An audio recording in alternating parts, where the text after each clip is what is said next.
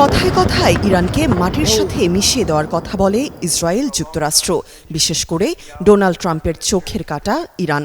তাই তো যে কোনো মূল্যে ইরানকে শেষ করে দিতে চান তিনি। ফলে যে কোনো সময় ইসরায়েলের হয়ে ইরানে হামলা চালিয়ে বসতে পারে যুক্তরাষ্ট্র। এমনকি তেহরান খালি করারও নির্দেশ দেন ট্রাম্প। এমন শঙ্কা নিয়েও ট্রাম্পকে ছেড়ে কথা বলেনি তেহরান। মার্কিন প্রেসিডেন্টকে উদ্দেশ্য করে ইরান একটি কড়া বার্তা দিয়েছে। এই বার্তাটি সামাজিক যোগাযোগ মাধ্যমে ব্যাপক আলোচনার জন্ম দিয়েছে। বার্তায় বলা হয়েছে, ডোনাল্ড ট্রাম্প, আপনি যদি না জানেন আমরা কারা, তাহলে কারবালার ইতিহাস পড়ে দেখুন। এটি ইরানের ঐতিহাসিক ও ধর্মীয় আত্মত্যাগের একটি শক্তিশালী প্রতীকী উল্লেখ, যা তাদের প্রতিরোধের দৃঢ়তা বোঝায়।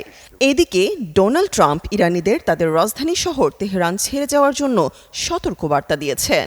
স্থানীয় সময় সোমবার ট্রুথ সোশ্যালে তিনি বলেন, সবারই অবিলম্বে তেহরান ছেড়ে যাওয়া উচিত। তবে কেন ছেড়ে যাওয়া উচিত তা তিনি উল্লেখ করেননি। ট্রাম্প তার পোস্টে আরও বলেন, ইরানকে যে চুক্তি স্বাক্ষর করতে বলেছিলাম তাতে স্বাক্ষর করা উচিত ছিল।